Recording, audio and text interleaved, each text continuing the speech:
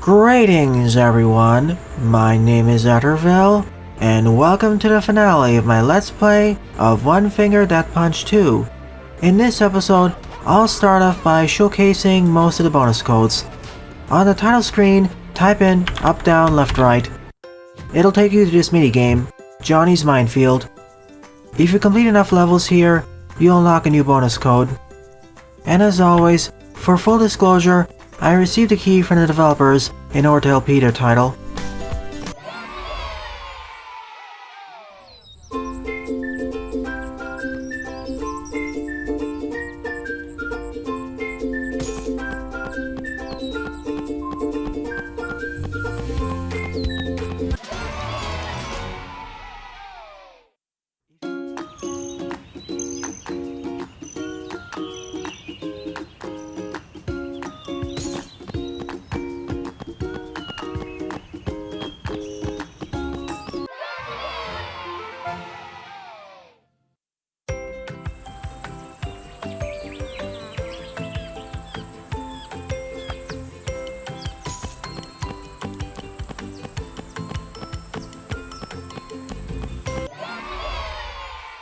So this is the bonus code you unlock.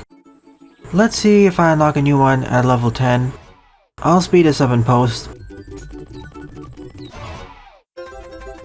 If you're wondering, this is one of Silver Dollar Games' previous titles.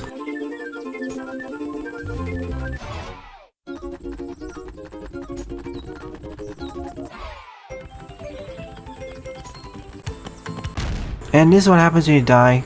Quite gory, isn't it? It contrasts greatly with the cheery atmosphere.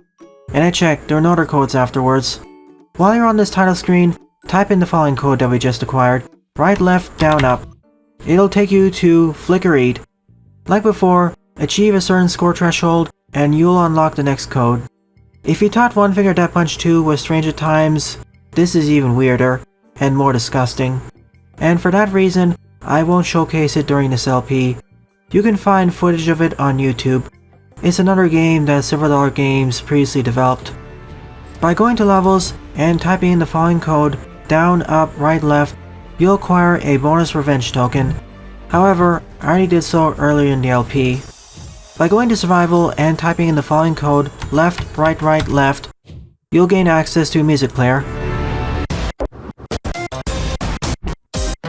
where you can listen to all the tracks in the game.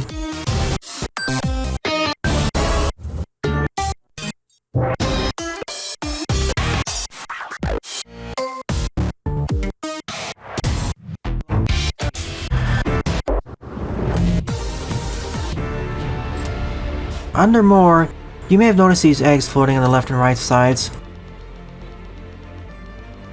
There is a 1% chance that that person will pop up, and you'll acquire a new achievement. Now, on to what I was looking forward to from the start. Go to credits, type in the following code, up, down, up, down. You'll unlock this portal, wherein if you click on it, it'll take you to a brutal extended bonus level. You button-mashing fool! And your eyes are not deceiving you. There are 2200 enemies to dispatch. Think of this as being one of the ultimate post-game levels.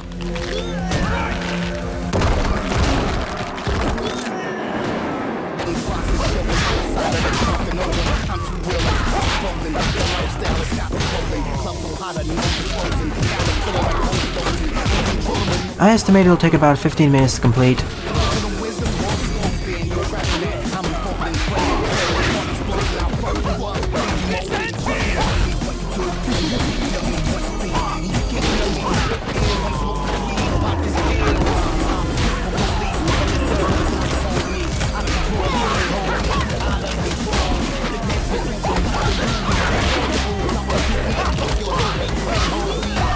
I'm going to aim for at least 3 stars.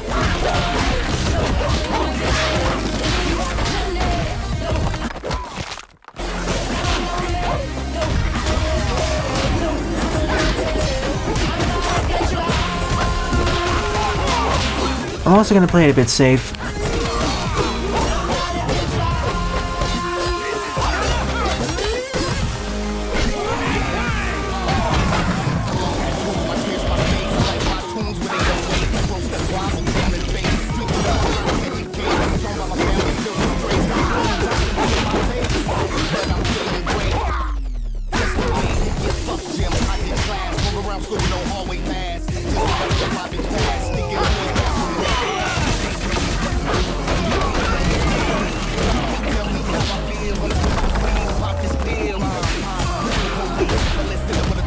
You can try this extra challenge at any time, as long as you know the code.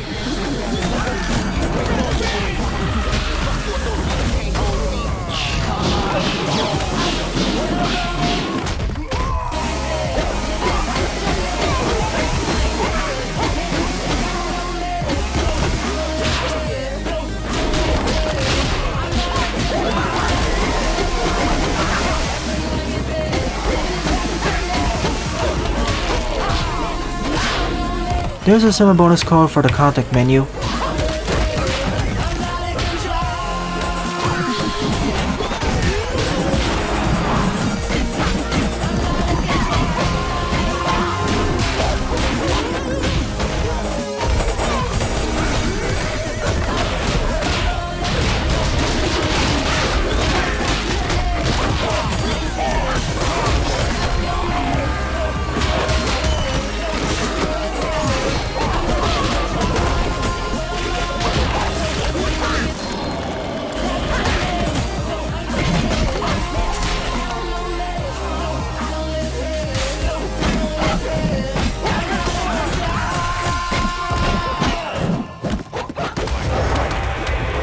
Well, this episode is going to be copyright claimed due to the music.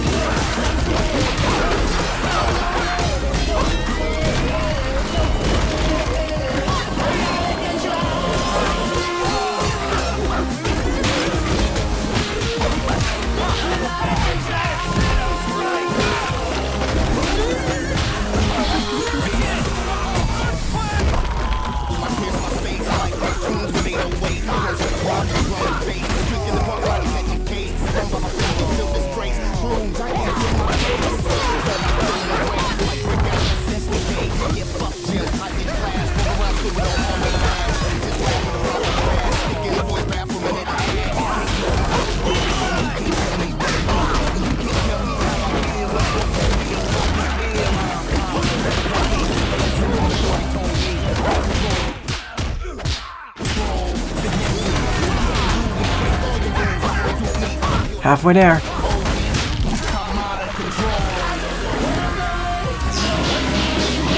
The first half was a warm-up.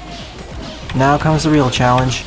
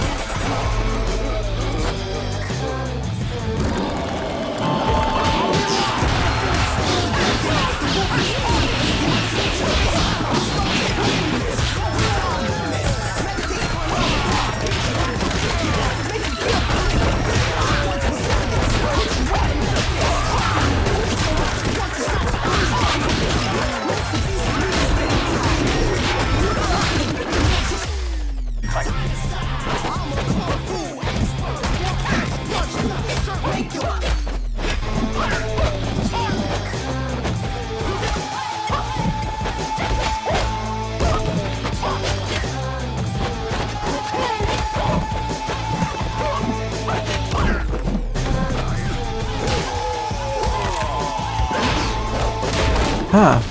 First miss. Must have been a few pixels off.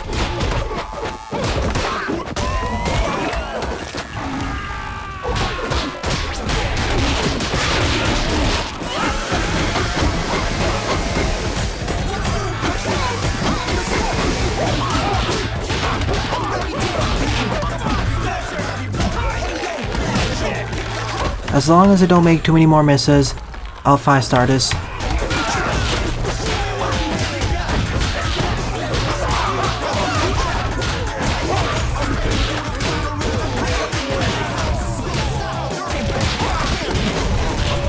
Come on, yellow stick man.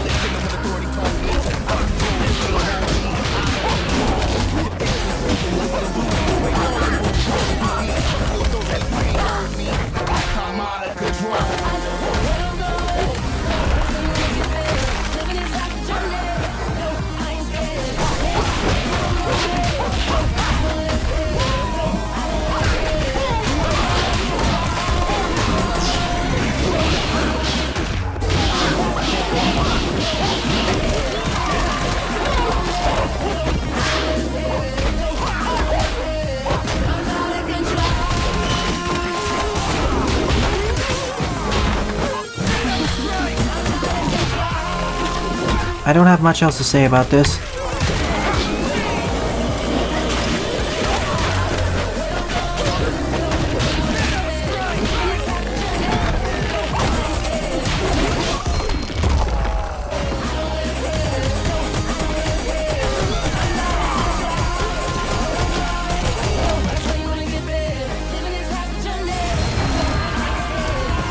Only 100 left. I'm in the home stretch.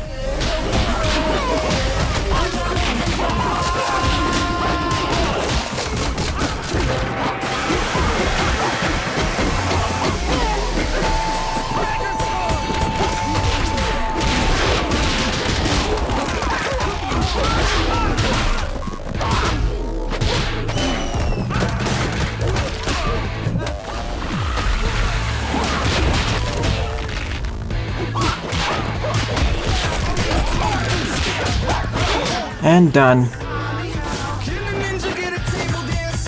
I 5-starred. If I was more careful, I probably could have perfected it. Next up, go to the contact menu and type in down up down up.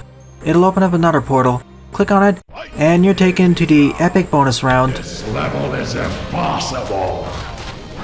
which has 2,323 enemies to dispatch. This is the game's most difficult challenge. A great way to close off this LP. I'll aim to achieve at least 3 to 4 stars.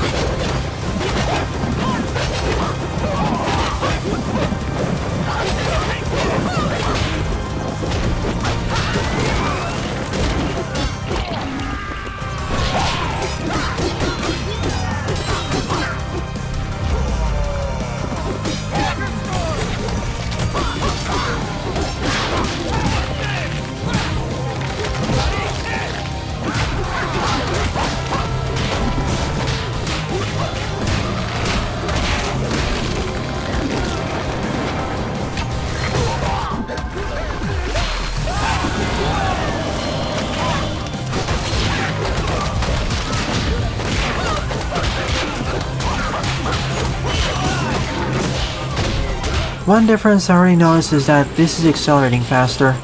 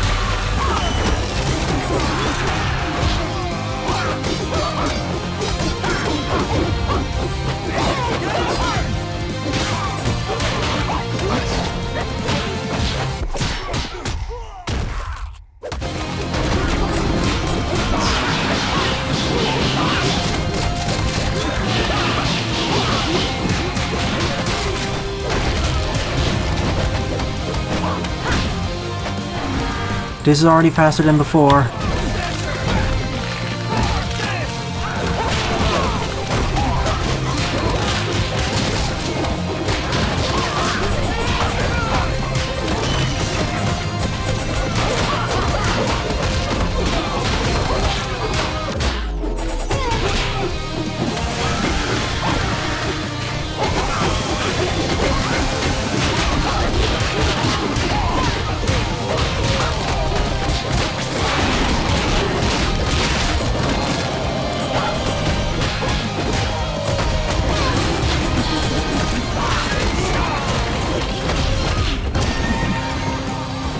Oh look, the unicorn.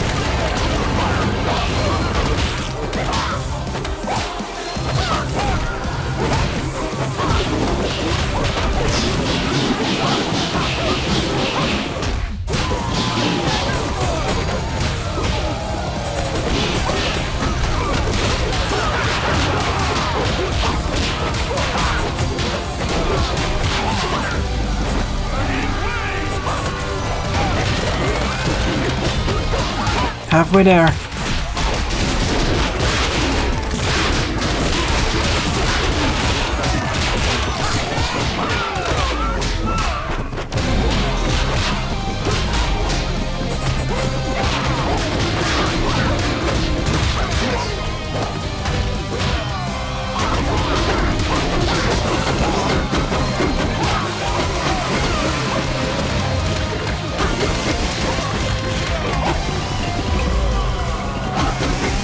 This is actually one of my favorite levels of the game.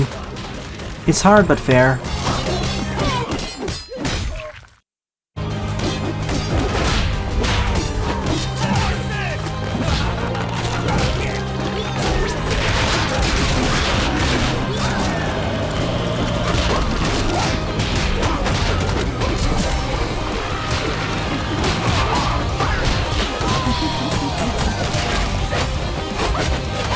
I find this a lot more fun than Warlord.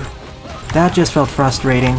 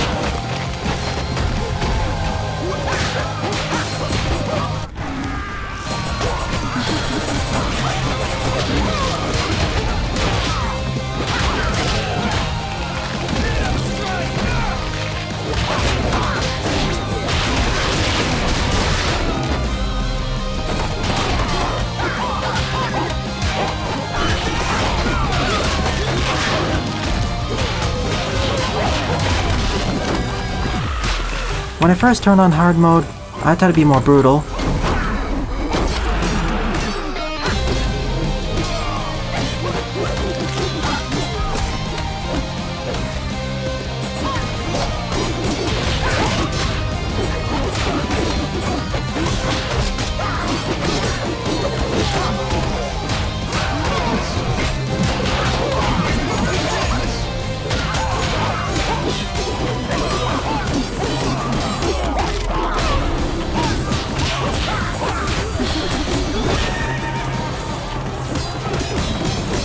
At best, I'm probably gonna tree star this. Too many misses.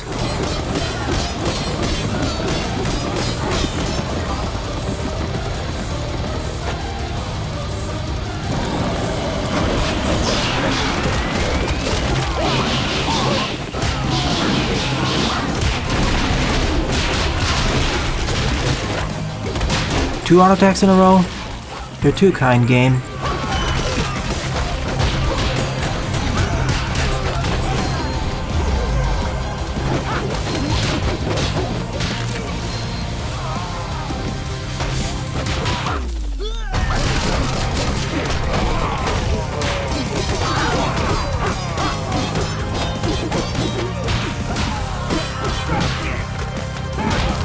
This is closer to what I expected the end of the gauntlet to be.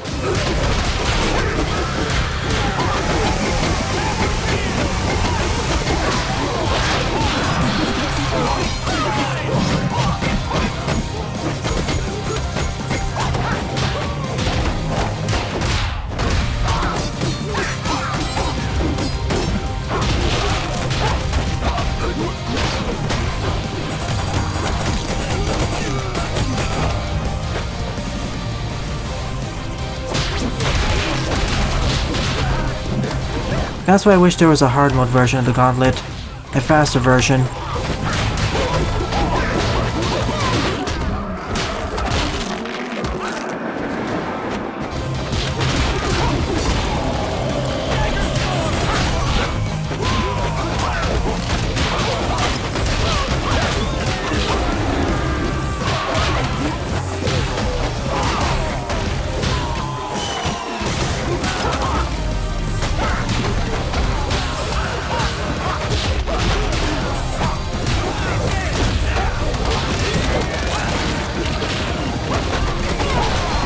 This is it, we're in the home stretch.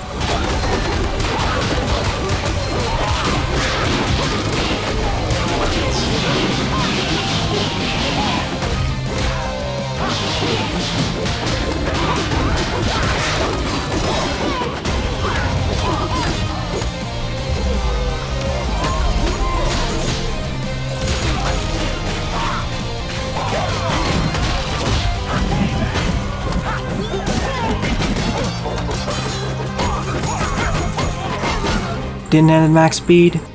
For shame. Victory! And that was the final level of the post-game. Thus ends my Let's Play of One Finger Death Punch 2. To close off the LP, I'll be attaching the campaign's ending sequence. So here are my overall thoughts, starting out with the graphics. For what the devs were aiming for, I say they did an admirable job. Oh sure, the stickmen by themselves are on the simplistic side, but everything surrounding them is what makes this graphical style unique to me. I'm referring to the backgrounds, cut-ins, 1000 plus animations, and all the hit effects. Every single weapon and skill has a unique animation associated with it. Combined with this game's good sound design, it makes every hit feel impactful and meaty. In fact, I dare say that the stick figures having a more simplistic design, only really being differentiated in terms of color schemes and what weapons they're wielding, and whether they have an aura or not, is a good thing, as it means you can identify them from a glance, which is crucial in the late game due to the higher speeds. As for the other graphics, those being the maps and stills, those were fairly good as well. In order to properly appreciate this game's graphics, you have to see it in motion. Most of the game's music was on the high energy side, to back up the action. Now, on to the gameplay. For a game focused on mostly pressing only two buttons, those being left and right, it got a lot of mileage out of them. There were at least 400 different levels in the campaign, 7 plus different game modes, several survival towers, a gauntlet mode, at least 24 different enemy types, and many different weapons to wield, and a few other extras. Add that the various skills you can unlock and upgrade, there's a surprising amount of depth to this game. I suppose another way of looking at this game is that you can extract a lot of gameplay out of relatively simple mechanics. My favorite parts of the game were the campaign, the gauntlet, and the brutal bonus levels, especially the final two. The survival tower was fun at first, but it's more of an endless arcadey score attack. After a while, it became dull. That's why I only sampled the other towers. If anything, I wish there was a harder version of the gauntlet, or there was a faster way to ascend through the survival towers. I like how this game also allows you to modulate the difficulty. In the campaign, you have the option of increasing or decreasing your manual speed, in case you're having a too easy or too difficult time. The same applies to the skills. You can safely skip 30 to 40% of the levels in the campaign. 2 of the worlds are optional, but if you want to acquire all the skill gems, you'll need to almost 100% the campaign. I could go on of why I like this game, but for the sake of time, I'll leave it at that. I will say, however, that this game is best played in short to medium length sessions, around half an hour to an hour. After all, according to the devs, this game was designed to be a palate cleanser between other games, as if you play for longer periods of time, it does become repetitive. So overall, would I recommend this game? Definitely. This entire experience feels like a playable version of all the stick fight animation videos on YouTube. As a matter of fact, it's crazier and more frantic than many of them. If you're interested in these sorts of brawler games, sure, buy it, or wait for a small sale. Before that, however, I highly advise you try out the demo first, and see if you like it. I had a lot of fun with this game, a lot more than I initially expected. Well then, I hope you all enjoyed my blind let's play of One Finger Death Punch 2, viewers. Once again, I thank Silver Dollar Games for providing me a key for the title. It's really appreciated. If you enjoyed this let's play, please rate, comment, favorite, and or subscribe, as they all help out the channel. Don't forget to follow me on Twitter as well, and join my Discord server, as I regularly post updates there. Thanks for watching, and I hope to see you all in a future let's play.